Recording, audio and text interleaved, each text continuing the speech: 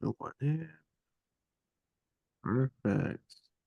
All right, guys. So I'm gonna go ahead and get started. Nick is currently catching flight first class, as you can see.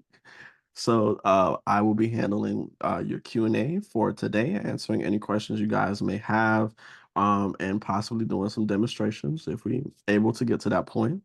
And then let me go ahead and make sure we either have everyone's questions up, or if you have a question that you came up with during this past week, between last week and this week, you're more than welcome to do so. Okay. All right. So let's go ahead. I have Chantel, Miss Lawrence. Do you have a question? Did I pronounce your name right first of all? Chantel. It's Chantel. Chantel. Okay, perfect. Yeah. So Yeah. I don't have a specific question now. I'm sure some of the other questions that come up, will help me kind not of have some questions that come about. perfect. Okay. Uh, well, nonetheless, we're happy to have you here today. Next person I have on is I have Carla. Hey, Carla. Hey, I just wanted to say hello. Glad to be here. And what is that link to get the replays of these meetings? So what we're going to do is Nick is actually going to have all of the replays inside of the Circle community. And then after this call, we can coordinate to make sure you get that link. Okay. Okay, that works. Perfect. Perfect. Awesome. And I know a lot of us are already in, the real estate industry for majority of parts. Some may do houses, some may already be doing land. I know a couple of familiar faces, but I would love to get to know some people that I'm not familiar with and see if you guys are either doing houses or land. We look like we have another Chantel Gabriel. Did I pronounce your name right? Hey, it's me, but it's too noisy for me to be able to talk. Gotcha. Okay. If you guys also have questions in the chat, you can also put them in as well too. And then what I'll do is I'll pull up the questions that were submitted when you guys signed up, and then we can just have a conversation from there if that's okay. But in the meantime, you guys feel free to either chat or you can go ahead and unmute yourself.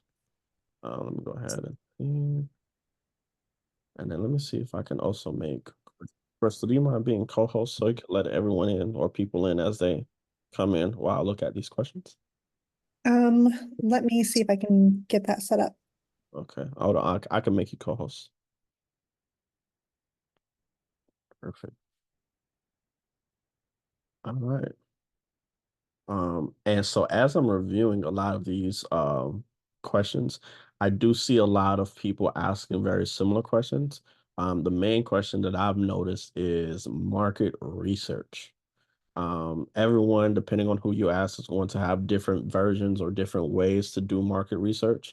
Especially if you guys are doing land specifically. Shout out to all my land folks.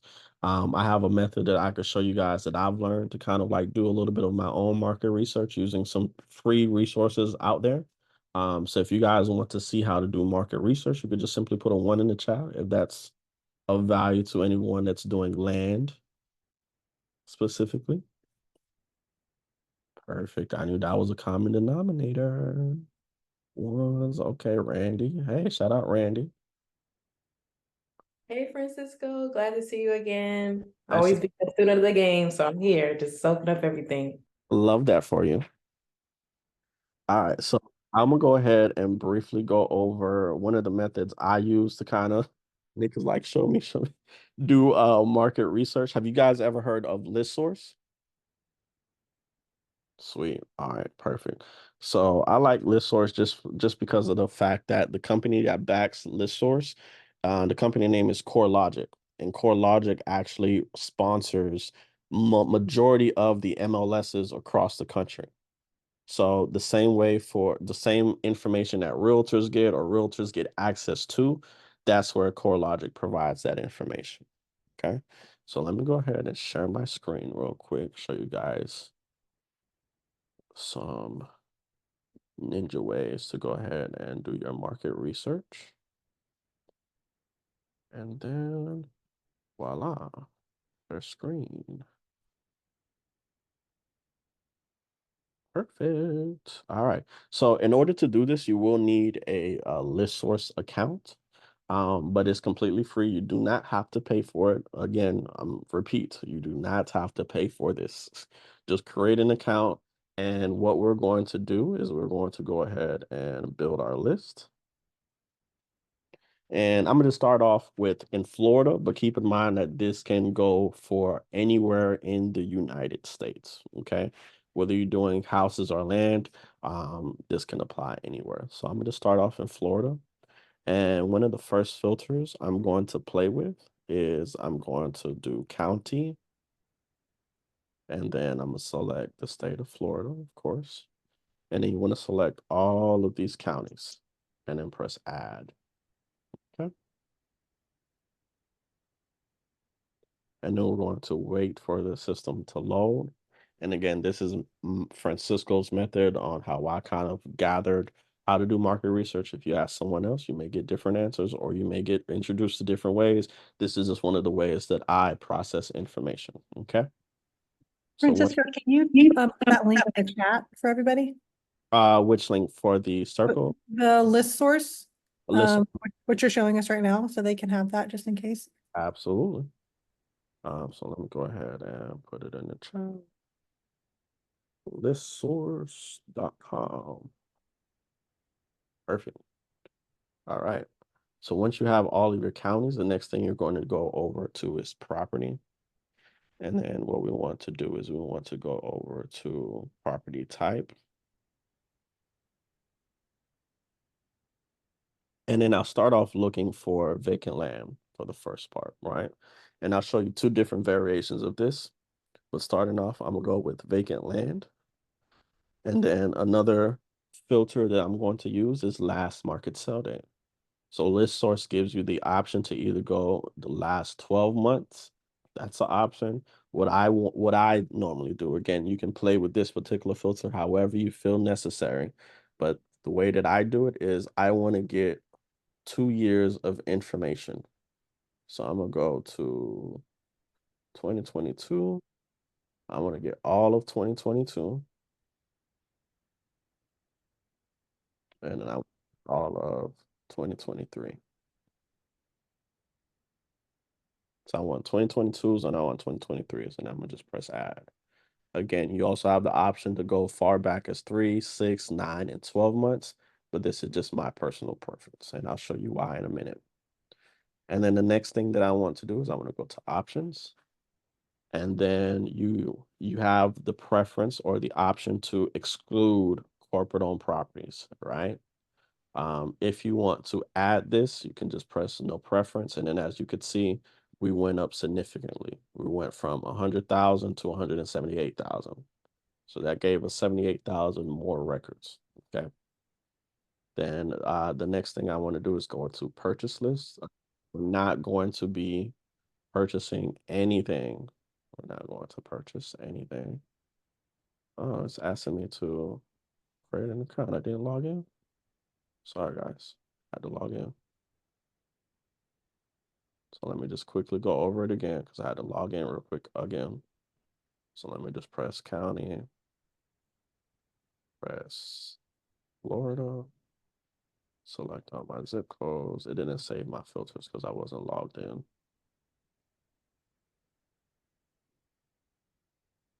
And then once you go ahead and get all of the counties, we're going to go and filter out the last sell date as well too.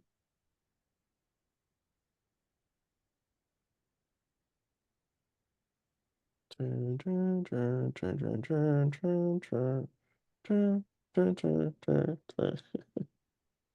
right, and then once we have that, we're going to go back over to property. We're going to select property type. We're going to do vacant land. Press add. Then we're going to do last sell date. Last market sell date. And again, Francisco, I personally like to go 2 years back, get full 2 years of data, but you can. Let's see here, January 1st. And then we're going to do December 31st. add that in there.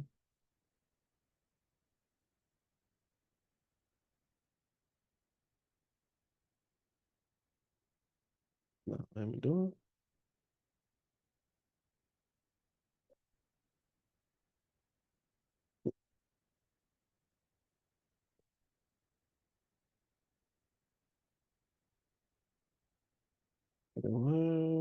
Is it not letting me filter it out?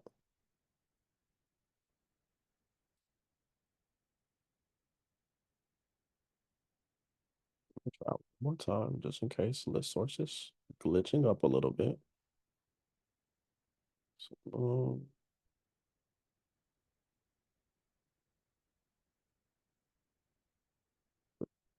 uh, wonder why it's not doing it now. We literally just did it. But nonetheless, just for the sake of time, you'll add this in here. I'm not sure why it's not adding it right now. And then we'll just go over to no preference. And then let me see if it'll let me go back to the last market sell date.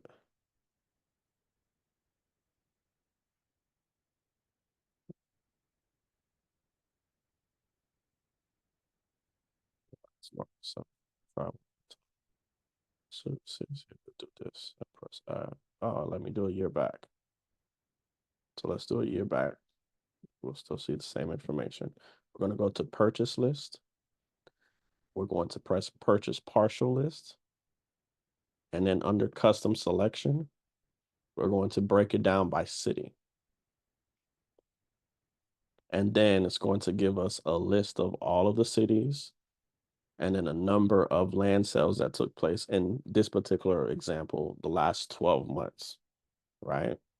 One of the things that I picked up from Nick after shadowing him is he always says, and I don't know if you could speak right now, but you want to find yourself in between the metro areas and the suburban areas, right? Oftentimes what I see a lot of people, the general consensus is they want to be in a hot area, but then they're scared of saturated markets, right? So you want to find out and do the research and then just look at the numbers and see like, okay, based on the numbers per city, which area should I spend the most time in, right? And as you can see, Bradenton for this last 12 months, very popular in Bradenton, right? A lot of land activity going on in Bradenton. Then if you scroll up, you got Citrus Springs. You got a few other ones, Cape Coral. For those of you who are on land, you guys know Cape Coral is going crazy right now, right? And you have other options that you guys can go through here as well too. Sweet Davenport, right? You have all areas that you guys can kind of tap into and see what's going on in the land sale side, right? One of the main reasons I emphasize not to necessarily purchase or buy anything, because if you wanted to buy this information, here's the price tag right here, right? This is just one of many different ways that you could do market research. And then from there, you guys can also decipher, okay, what areas do I want to put the most emphasis on? And then if you look at 2 years worth of data, then you'll be able to physically determine, okay, and even for example, Haines City, in the last 12 months, Haines City sold 1,008 lots. So if you divide that up by, let's just say 12, you're looking at 84 lots selling a month in Haines City, right? And this is one of many ways you can do market research to determine where do you want to put your marketing dollars at, all right? And then if we did 2 years of data, you'll just divide whatever number you see here by 24 to give you kind of a visual representation of how much land activity is happening in each individual market, as you can see here, right? Does anyone have any questions about what we went over? Because I know Yeah. this is like one of the main questions that we get in regards to like market research. What number on that list is a good number to start off with? Should it be 500 or more, or what do you think is a minimum number to say that that city is a hot market? So what I will always say is there's a couple things to take into consideration, right? If you see anything between 3 to 500, I would investigate a little bit further into that market because that could be an indication that at some point that market is either going to continue moving up or you might be able to catch a wave and get ahead of the curve in a market where not a lot of people are in, right? I think oftentimes where people run into the habit of is, let's just say, I think one of the highest ones we've seen was like Cape Coral. People see high numbers and immediately say, okay, let me go ahead and the market is booming. I see 3,000 lots have sold or 3,000 pieces of land have sold in this particular market. Let me go ahead and get into that market as well too. And then they quickly realize, man, this market is oversaturated. So yes, there's a lot of opportunity in these areas that have high numbers, but you want to try to find areas where not a lot of people are in, so you can have an abundance of leads and also an abundance of opportunities to disposition those leads, right? 800 and above, you will be considered, I would say, you're probably in a very, very good market if it's 800 and above. 3 to 500, do some investigative research, see what the lay of the land is, network with builders, realtors, see what their perception of the market is. And then anything 800 and above, you already know it's striking gold at that point.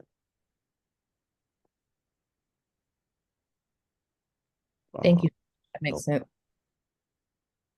Any other questions? So, How so, do you take, oh, go ahead.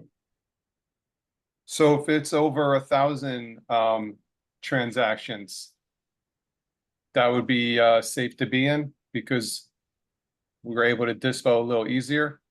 Yep. So like let's just take Citrus Springs, for example, right? Citrus Springs, you're looking at 110 lots selling a month in Citrus Springs. And this is just last 12 months of data, right?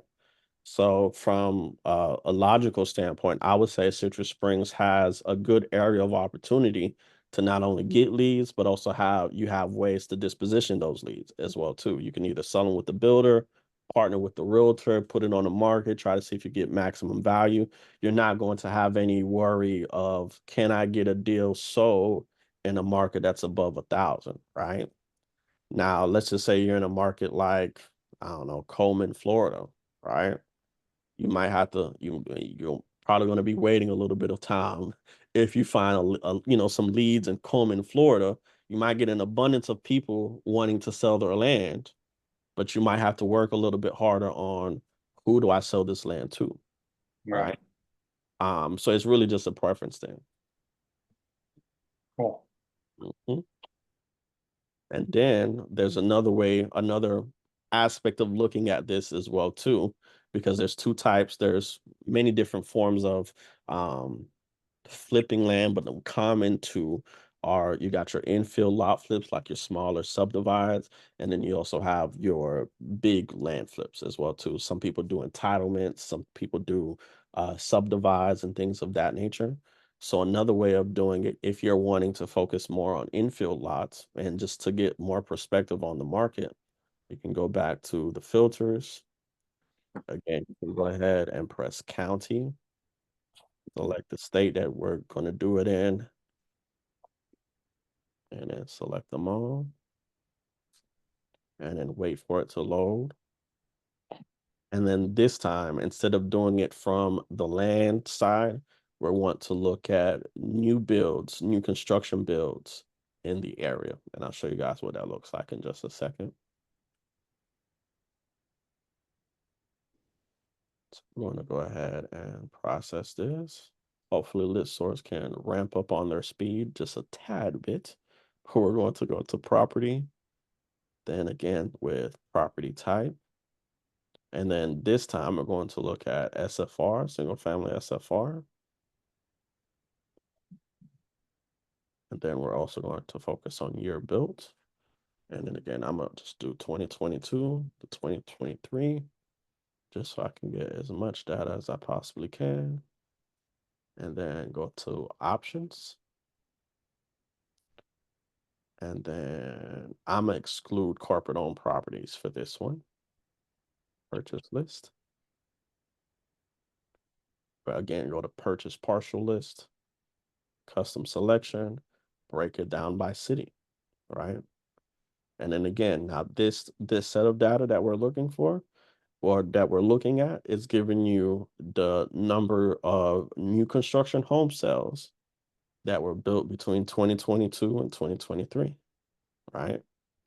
And as you can see, Bradenton was high in vacant land sales, and they're also high in new construction sales, right? Just as an example. If we scroll up, we see all of these there. Claremont, right? Claremont is going, I believe Claremont is in Polk County, Cape Coral, another area where high vacant land sales, high new construction sales, right?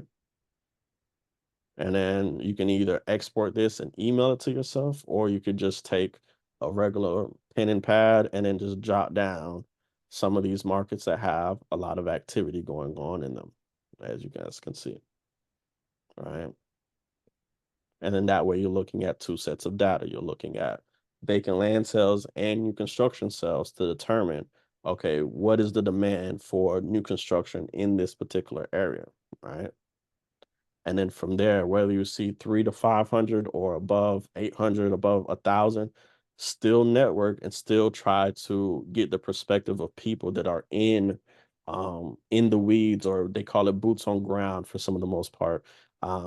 Try to create strategic partnerships or alliances with realtors and builders or anybody that does land in these areas. So that way you can kind of get firsthand insight from people that are actually in these markets, right? And then these are ways that you can find markets that maybe not a lot of people are in, right? And again, you can do this all over the country, right? This is not just limited to Florida, okay? Any other questions about market research?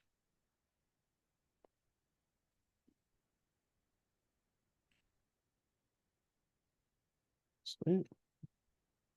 All right, perfect. Let me make sure I get to everyone in the chat as well too. Let me make sure I'm not missing anything. How about best zip codes? Oh yes, you can also do it down by zip code. Thank you, Matt, for bringing that up. So let me show you guys too.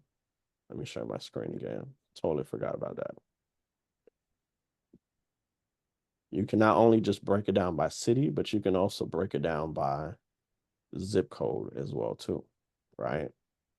This one is going to give you a little bit longer list when it comes to doing your market research. But now you can find the hottest zip codes in the hottest areas, or what Nick likes to say, you can take the coldest zip codes in the hottest areas and try to target that particular area as well too. Zip codes are going to give you a sniper view on the activity that's on in that particular. Oh, I hear something. Perfect. And then you can go through these. This particular zip code. This is new construction sales. You got 1450 and then one zip code. 1450 divided by 12. You're looking at 120 houses selling a month in this one particular zip code. And then if we look at what that zip code is, let's see. Oh, this is in Jacksonville. Right. And now you can have a bird's eye view of what the market is doing in a certain area. And then you can get very close up and get very granular when it comes to zip codes as well. So shout out to Matt for pointing that out, because I completely forgot. And boom, that's another way to kind of check it out. Additionally, you can actually export that list, and then from your CSV file, you can organize it according to the amount of sales in those zip codes, and it'll organize your spreadsheet according to that. And that'll give you the best of the best of the best. Anyway, great stuff. No, thank you for the insight, Matt. And I think, Matt, you actually took me up on this particular method as well too. And you got some, I don't know if you want to share some of your feedback that you got from some of your market research, but I think this was very kind of like very helpful to you too as well too, right? Oh, yeah. Yeah, this is the best. Very granular. I got so many leads. I'm just now starting to deal with them. Anyway, Gotcha. And then thanks, you guys. did a so you did a campaign on one of the markets that you found on ListSource? Correct. Yeah, that's the only place I did I mean, it took a few different websites to figure out. Mm-hmm. ListSource was the main place where I found the sniper view of getting to the zip codes that were the best. Mm. But I used a few different websites to figure it out. But ListSource was eventually the main source of the zip codes, which I used to in the campaigns. Gotcha. And then once you did your market research, did you go after what, like the hottest areas, or did you go kind of do like a mixture of in between? I ended up finding the zip codes that had more than 100 or more than 1,000, 500 or something like that. And I chose the best of the different states and cities and zip codes that I could find, the top 5 states. And then from all those, whichever ones had more than 500 or 100 sales in that zip code or something in the last 3 months, Mm-hmm. actually shortened it to 3 months. And so that way I knew stuff is moving. But at this point, you guys did such a good job getting me leads last week. When I started the campaign, I've got like over 60 leads or something like that I got to follow up with, and now I got to learn that part. So You crazy. you got your hands full. Yeah, it's nuts. It's Yeah, nuts. that is Thank God. Anyway, you guys do a great job. Very awesome. thorough. No problem, no problem. And congrats on that on those abundance of leads, man. Hopefully we can turn one of those into a deal for you. Yes, indeed. Thank you so much. No problem. Any other questions? It doesn't I have got a quick question. Awesome. Go ahead, Dennis. So I'm in an area that's doing about 500 sales in Florida a year. Okay. I got this data because I'm a realtor and I was able to pull up closed sales for the last year. It wouldn't let me do 2 years. It let me do 1 year. Okay. And there was about 500 that's been closed. So this is the market that I'm actually, we're cold calling. And when I'm talking to the leads, they're getting bombarded Yeah. with calls, even at 500 a year. Mm. Now, Wow. you would think that what you just said, if it was over 1,000, I could see it, but Yeah. these leads are getting hit like 10 times a day, according to what they're telling me. Wow. So what do we have to say about that? Is that like a tight does that mean it's a tight market, like low inventory, high It demand? would you, I don't know. I don't want you to disclose the area if you don't want to. Mhm. But, it all depends, because it's like if you're in an area where it's like, is it a rural area? Is there like a lot of amenities that are like attractive to either investors, realtors, wholesalers that will Yeah, call? it's like northeast Florida. People are migrating north. Oh, okay, got you. Yeah. I mean that plays a factor as well too. Like if you're in if it especially if it's in between two metro areas or two hot markets, or there's things that are maybe not too far down the road or next county, Right. or whatever the case may be, that could be the reason why there's so much activity in a market that's like a subsidiary of something else, right? So like Yeah. I can give you an example of like the Orlando market, right? Right. Anywhere in Orlando is going to be crazy, as we all know, right? Mhm. But then your Kissimmee, your St. Clouds, your Poincianas, right, that are 45 minutes away from Orlando, those are still booming areas as well too. They're not as big as Orlando, but they're Right. just as competitive as Orlando just because of the proximity, right? So that might be something that you like, that market that you're in, that might be something that's going on right there as well too. In those two particular markets, one of the things, I don't know what your exit strategy is, but something that I recently picked up on is, especially if you're licensed, try to use your arsenal to the best of your ability, right? So trying to hit them with 3 different types of offers, because if they're getting hit up and they have zero motivation, you have Right. to ask yourself like, okay, are these people? Do I need to just move on to another market or try a different approach maybe? Right. But yeah, that's also another thing to consider as well too. Okay. Yeah. Yeah, so a lot of them are not divulging price.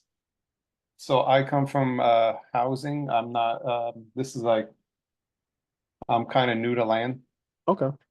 In housing, I demand a price from you, otherwise I'm not going to give you an offer. Hmm. I'll just say I'll call you back when you have a number. But I'm noticing land that they hold back the number a lot. Yep. Like it's more common in land than it is than housing. Do you find that to be true? Yeah, so one of the things that I always say especially with negotiating with land sellers, because essentially you're just talking about grass and dirt for the most part. Yeah, there's really no conversation there. Right. So one of the main things that I like to communicate or convey to land sellers that want to be tough on price is just making them aware in a polite fashion, the saying that seller is always going to determine price, buyer is always going to determine value. That's a good one. If there's no real motivation for you to sell, if it's not a big enough headache for you to want to get rid of it, then there's nothing that I could do to convince you to want to get rid of it, you know? You're saying that to the actual seller? Yeah, absolutely. Because So you you're got you're you real have to think, straightforward.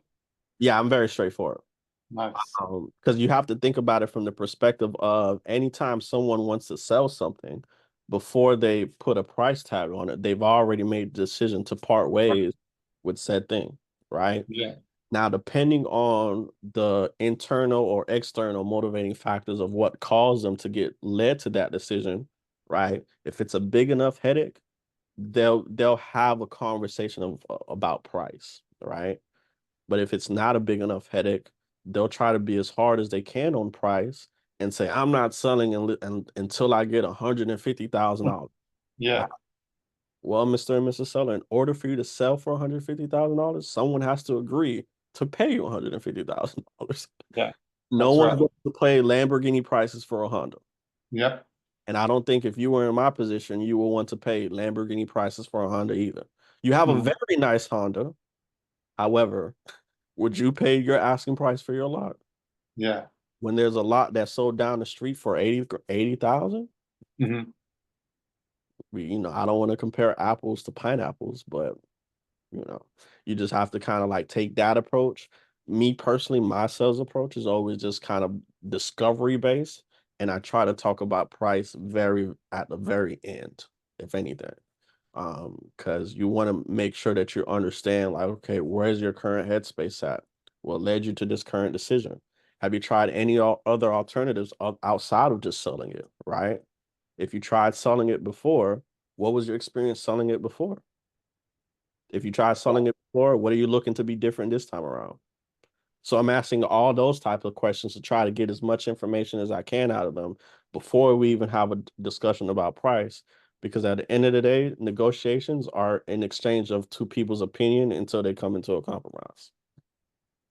So if you could try to find out as much information as you can without, getting the seller irritated, because if they're open to have a conversation, be able they should that would show you that there should be some type of logic or some type of logical sense in their reasoning, right? But if they're just like, no, my price is my price, no one's going to drop down, like no one's going to say, yeah, I want to take that price without considering all of the other options in the market, because that's what we do as humans anyway. We're always looking for a good price. I got you. Yeah. So my realtor part of me, I'm not much of a realtor. I'm more of an investor, but what I Mhm. learned as a realtor was, staying in contact, create the relationship and Mhm. stay in contact. So once we put them in a database, I like to stay in touch with them, maybe every 2 weeks with a drip campaign. Mhm. So that when they do come to terms and come back to earth on a regular price, hopefully we could meet each other. Maybe I'll be on top of mind. Yeah. And that's Maybe that would help me separate myself from all the other offers they're getting. Yep. Yep. And you know what? What's a lot of the people, and this is kind of going to your earlier point, a lot of the sellers that are getting offers and they use high offers as a point of reference. They don't use offers as like realistic what's going on in the market value. So if an inexperienced wholesaler or someone that's just maybe getting started gives them an inaccurate price, Right. they'll keep that number in their head. And then if someone comes with a realistic number and say like, hey, I'm willing to give you $80,000 for your lot, the Right. first that they're referencing is, well, somebody just offered me $150,000. Yeah, Great, Mr. and Mrs. Seller. Did they, by chance, did they happen to put pen to paper to that offer? right. Was it just a verbal offer? Oh, well, they just called me and they just told me, I'm like, okay, well, I definitely understand, but you telling me that you got $150,000 and didn't take it isn't going to entice me to give you $155,000. Right. If anything, I'm going to be curious about who contacted you and why did they give you that number? Because would you prefer someone give you a realistic number and actually execute? Or would you like to be sold false promises and then 2 days before closing, they just ghost you? Hmm. And Cool. it's really just a matter of what's important to them. Is it money that's more important to you? Or is it, relationship and trust and making sure that you're doing business with someone that can actually execute? So, Cool. Thank you. so another way to say it. Let's see. Anyone else have any questions? I think next was on my list was James. James, do you have a question or a new question?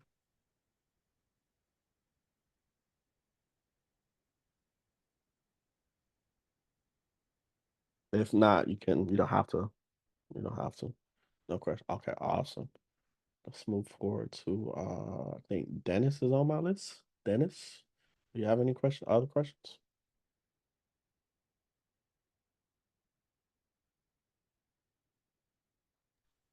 You just answered my questions. Oh, okay. I'm sorry. I'm looking at the wrong one. Okay. Joy, I think you came last week, I think. Lee. Nice to have you back if you came last week. Do you have any questions? Any pressing questions? Nothing right this moment. I'm still processing. Gotcha. Thank you. No worries. Awesome. Today has been Carla. Thank you, Carla. Thank you for that, Carla. Yeah, I think that's majority of the questions is really centered around market research, when to get started. One of the things that I would like to start doing, I don't know if this you guys can give me this feedback, is maybe doing like live seller or negotiation calls. Because that's the next part of once you do market research and you start hitting the ground running, whether you're doing the prospecting yourself or you're hiring us at Lead Mining to do the prospecting for you. Talking to leads is the next biggest important thing, right? The three main people that I got my point of reference from when it came to sales training, is Keith Everett, Kevin Ward, and Brian Costellas. There's plenty of other guys out there that do an amazing job teaching sales and real estate. But what I did was I just gravitated to those three individuals and I took different aspects of what they were teaching and then just combined it into my own personal style. And then that's how I kind of approach talking to leads now to this day, right? So one of the things that I will encourage each and every one of you guys to do is find a negotiation style or a communication style when it comes to leads that fits your personality type, right? Because you have the option of what some people do is they just take the shotgun approach and then they just go around saying, hey, I got $50,000 for you, take it or leave it, right? And if the seller says yes, they move forward. If the seller says no, they just keep putting up shots, right? And then to Dennis's point, you have the sniper approach, where you're not giving an offer to each and every lead until you get to the point of realizing or discerning, is this person just fishing around for offers or are they actually interested in selling? To your point, Dennis, which what you mentioned with houses in the past, I would tell a seller like, hey, it doesn't sound like you've made the decision to actually part ways with this. So I'm not in the business of giving people offers that haven't made that decision yet, right? If you're ready to actually, have a conversation about moving forward from this lot, I'm always here. I could just follow up at a different time if that's, good for you. And then just go from there, right? Majority of the people that you contact, whether it be through cold call, SMS, mailers, they may not be ready right then and there to do business moving forward, but you also have to learn how to set up the conversation to have something to follow up with next time you talk to them, right? To distinguish yourself from the millions of other people that are, reaching out to them. It's a relationship-based business at the end of the day, right? Um, Especially when when you're considering the aspect of cold prospecting. Cold prospecting is very, very hard to kind of like convert people for the most part, right? So you want to make sure that you're focusing your energy on having conversations with people that at some point will convert to a contract, which is going to lead to you getting money at the end of the day. So talking to leads is like the next biggest thing after you get your market research. Because if you have an abundance of leads and then don't know how to talk to them, don't know how to communicate with them, then it's like those leads will kind of render useless if you don't figure out how to get in front of people and pull information out of them, right? Some people will be rude, some people will be, nice enough to tell you a little bit of the backstory, the history behind the lot and stuff like that. But you also have to make sure that you dig a little deeper to understand and uncover what got them to the decision to want to get rid of this particular property, and also be open to having a complete conversation with a total stranger, right? So just rapport building, really.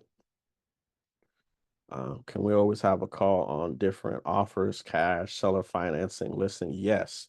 That actually can be one of the next calls because very early on, I used to run across a lot of people that did like seller financing, listing it on the MLS. And coming from the background that I come from, like to me, that would give me anxiety because the method that I learned was always find the buyer first. And then now you already know your negotiations where you're going to enter at, and then also who you're going to sell the deal to, right? But there's people that executed very well at a very high level doing both. There's a guy named Alan that I networked with a couple weeks ago, and all he does is he just talks to sellers. He'll do his market research on what the lots are selling for in the particular market. He'll get it under contract, and then he'll just list it on the MLS, whether it be through a flat fee or whether it be through another realtor, and then he'll just sell it for higher on the MLS, right?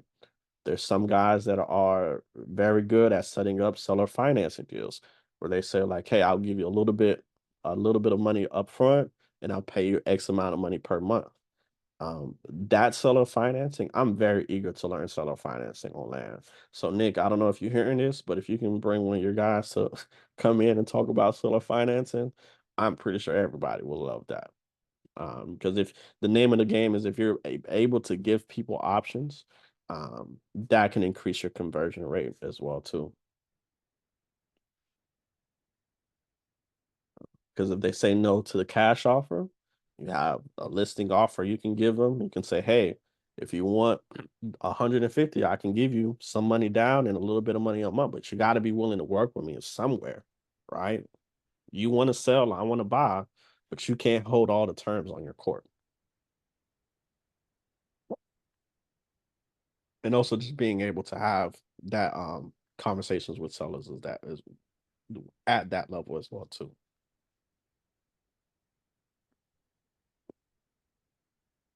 I have a question.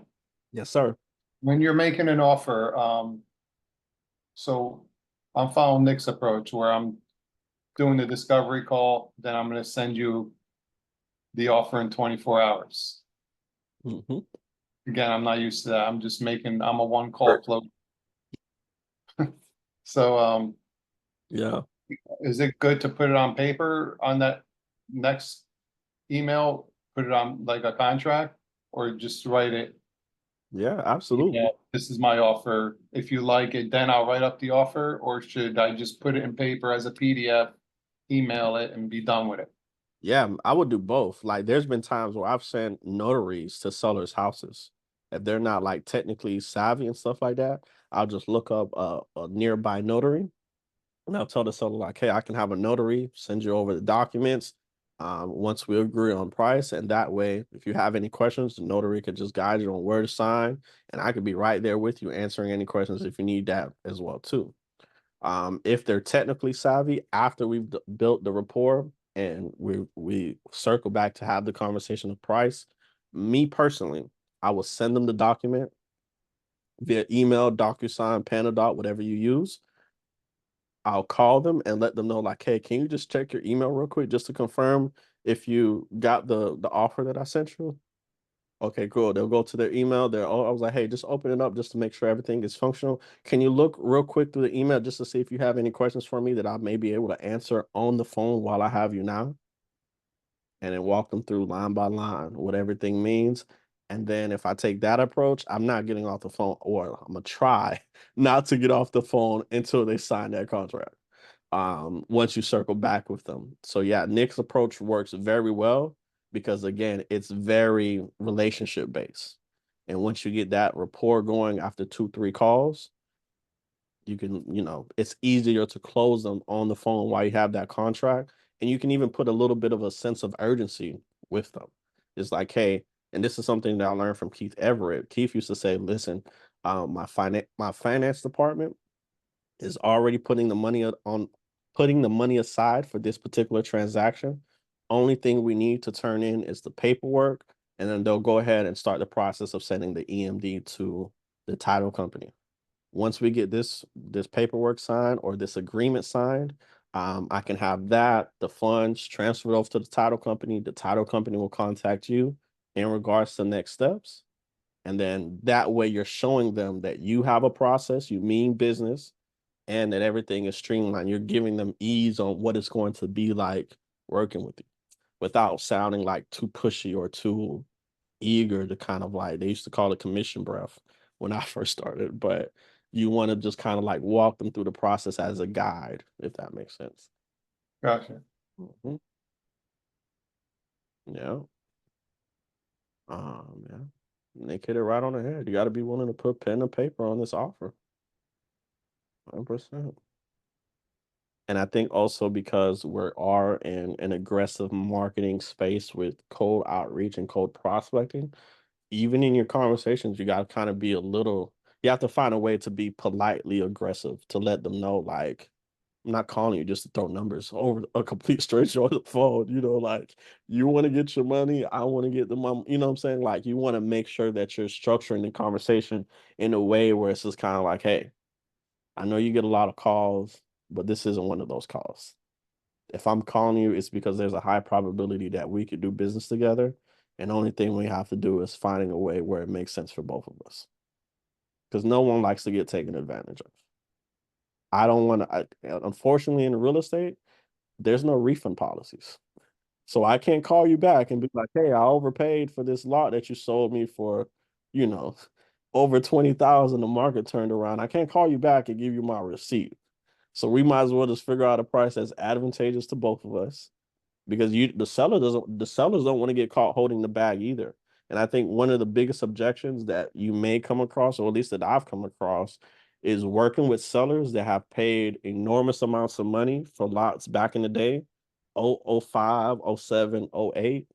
This is very prevalent in like areas in Florida that I know of Port Charlotte, where they paid $80,000 for lots in 05, 06, 08. And now the lot is only worth 20, 30,000. In 05, everybody thought it was going to the moon and everything was going crazy. And then if the market turns back around you, that 150 that you're asking next year, 2 years from now, God forbid, who knows? That might be way less than that as well, too. So sellers can get caught holding the bag just the same way buyers can get caught holding the bag as well, too. So the people that have overpaid for lots that currently have them, that's probably one of the biggest objections you guys will get when you're talking to land sellers. I paid $80,000 for my lot, and all the money I paid in taxes, I just don't want to let it go for less than X amount. That that's a big pill to swallow too. So that objection, that's very difficult to overcome. Are you providing comps to justify your offer or no? In the beginning, I used to, but one of the things that one of the reasons why I kind of steered away from that just slightly is just because every seller thinks their property is worth more than their neighbors, right? There's like this secret competitive edge. Johnny sold his for 50,000. I know I could sell mine for 80, right? Mhm. Like it's just the nature of how they think, right? So one of the ways that I kind of reference comps is just asking them like, hey, if you were in the market to buy Mhm. an investment property or anything like that, and you've seen that something sold for cheaper down the street, what incentive would you have to pay more for something that's very similar? If you wouldn't do it, why would you think anyone else would think anything different, right? And it goes back to what I said earlier. Seller determines price, buyer determines value. And unless you're willing to sit or answer 200 more calls about with in regards to people to offering you the same price, you might as well just work with someone that's on the phone with you now that's willing to be reasonable and also try to meet you halfway somehow. But unless you're telling me, Mr. Seller, that you're willing to answer 200 more calls they're going to give you this price range, I don't understand why we're getting off the phone and not figuring out a way to do business together. And I just tell them straight like that. And then if they, however they take it is how they take it. But it's one of those things where as long as you put things into perspective for them, now it's like you just give them something to consider, whether you plant a seed or whether you say, because if you say like, hey, well, so and so sold his lot for 50,000, now it's he might not even like his neighbor. He never gave me back the lawnmower I borrowed him, and now all of a sudden he thinks he can sell his property for $40,000 more. So yeah.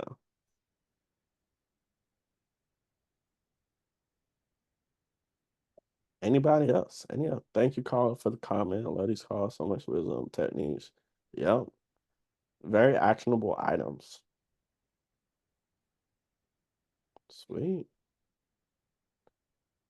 One last call for questions before we wrap up, guys. Awesome. All right. Well, we don't have any other questions. What we could do is we can go ahead and wrap up just slightly early.